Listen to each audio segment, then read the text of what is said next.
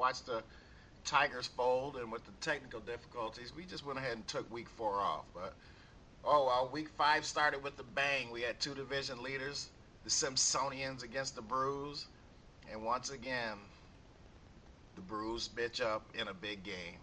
Decent rolls. That big blue and purple truck is rolling right now. Let's go to fantasy reality.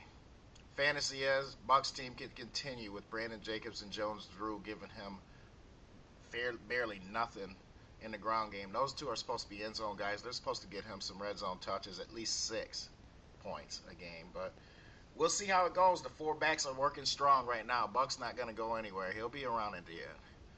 Reality. Reality is, boys, that big blue and purple truck may be pretty, but it's mean on the field. D Simp is rolling. Peyton Manning is the #1 quarterback in the league.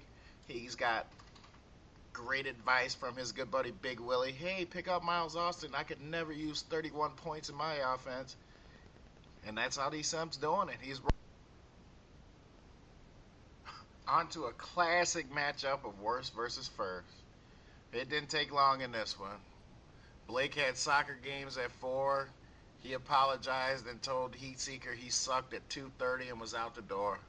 Never a game, never close. Let's go to fantasy reality. Reality is, boys, Cricket Eye is rolling. It doesn't matter who's doing it. He gets big games out of 2 or 3 guys every week and somehow manages to put up 90 plus. He's got some goose eggs, but those goose eggs have also been huge games. So we'll take a wait and see approach. Fantasy. Fantasy is the Heat Seekers will actually do something to improve this team. Numerous trade offers, numerous rejects. I guess maybe he should ask Google to manage his squad. We move on to a battle of 2 former champions.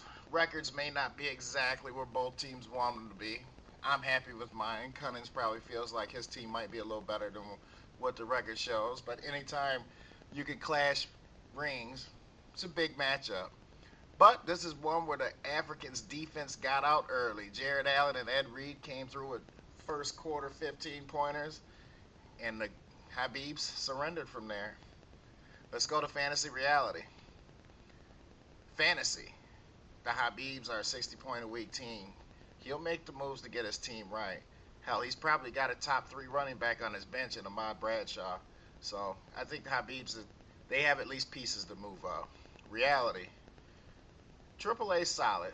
You can look at the squad and see 32 points a defense, and you're like, oh, he got lucky, blah, blah, blah. But you also look up there, and you see that -1 that Drew Brees will not give him.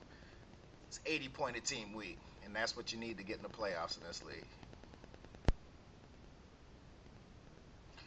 Here we go. We're on to the studs and the rednecks. We've got 2 teams trying to stay close to the front runners in their divisions. We knew the studs were going to make this a first to 50 type game. There's only one problem. The studs forgot to get to 50. Rednecks move on. Let's go to fantasy reality. Fantasy is the studs can continue with Flacco and Brett Favre bouncing back and forth trying to see who's going to be the man. He might have to do something there at the quarterback position to get to where he's trying to go. Reality. Reality is Freddie Jackson helped out the Rednecks for the first few weeks. They got him to where Lynch is, but now they have an even split. Good luck flipping coins all season long with those 2 guys. We're on to the Shock and the Steelers. We had a battle of 2 guys that have banked their season on combos. You had Shaw and Andre Johnson versus Brady and Moss, and basically the final score of this game reflects the battle of those guys. Schaub and Andre Johnson roll as Andre Johnson is clearly the #1 receiver in the league. Let's go to fantasy reality. Reality is when you bank your whole season on Brady and Moss don't perform, your team doesn't perform. Let's go to fantasy. Fantasy is 2 tight ends are going to work in this league. There's no way in hell. It's never happened for a reason. And 1 point out of your 2 tight ends is probably that reason, T. Sorry. Well, let's move on to the friendliest battle of the week. These 2 guys said, hey, I don't want to win a game. Let's just call it quits at even. 48 points. That just, it's not gonna work, fellas. What the hell? One of you guys couldn't step up and pick up a D back? Hell, Big Willie, you told D Sump a 31 point pickup. You couldn't pick up somebody else to give you one more damn point. Let's go to fantasy reality. Fantasy is 48 points gets it done in this league. Bottom line, no, it's usually an L. Both of you guys are lucky to get a half a point. Let's go to reality. The reality is, both of you boys have a lot of goose eggs in your lineups. Both of you boys need to make one or two moves to compete, and bye weeks aren't the excuse here. Well, as Tony suggested, I do have a forum, so I figured I would take advantage of it. And this is a little segment I'm going to add, and I'd like to call it, let's see what's behind Ethan's woodshed. And if we look, we got Nick and Ange all happy, holding hands, still save their cleavage. You're welcome, Ange. You know, they're obviously behind my woodshed. And if you move to the left, you have Old Swab, Debonair, Dapper, Buck, second victim. He's in the woodshed. Week 3, Chew avoided it. Week 4, Tony, hanging from the tree, still pissed about the pickles. But he decided to ask Buck to tell me how his nuts taste. And then we have the gay terrorist, Habib's Revenge. Yes, boys and girls, that is Mike, dressed up as a gay terrorist.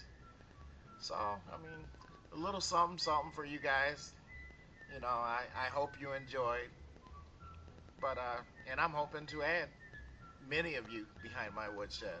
And as well as you pretty much should be hoping not to get behind my woodshed. But, Shockers, you're next. Do what you gotta do to avoid Ethan's woodshed.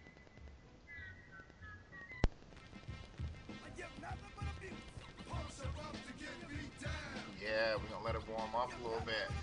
Yeah. So all you guys look at this and you think 36 points, this is a pretty good beatdown. But oh no. AAA has too much respect for the Habib's Revenge to put him in the beatdown category. Then we move on over here, and you see the worst versus first, and you say, 33 points. Pretty good beatdown. And I'm like, no, shit, that's what you're supposed to do to the worst team in the league. And then we move on to here. We had a battle of 2 division winners. One team showed, one team didn't. And in this league, Buck, when you get in a game like this and you get smacked like you did, it's what we like to call a beat down, Buck. Congratulations. You stepped up to get beat down.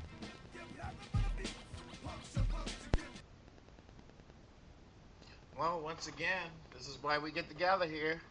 We got to do the Magically Delicious Award. Let's say who's been smashing out on the Lucky Charms this week. Well, we'll start at my game. I mean, you say 15 points from Ed Reed, 17 points from Jared Allen. Well, the 15 from Ed Reed shouldn't surprise anybody. That's just who he is.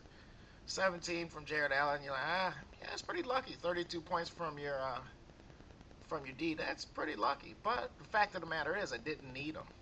So, no, that's not luck. That's just what I got. I didn't need them.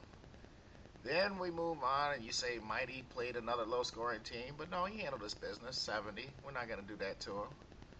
Then you look at the Rednecks, 59 points, and you get a win, and a comfortable win. Yeah, it's pretty fortunate. It's pretty lucky on most weeks, but we're going to move right to the game of friends. The 2 friendliest guys in the league. These 2 guys just could not even imagine beating each other. 48 points, and they get a tie. I mean, come on, guys.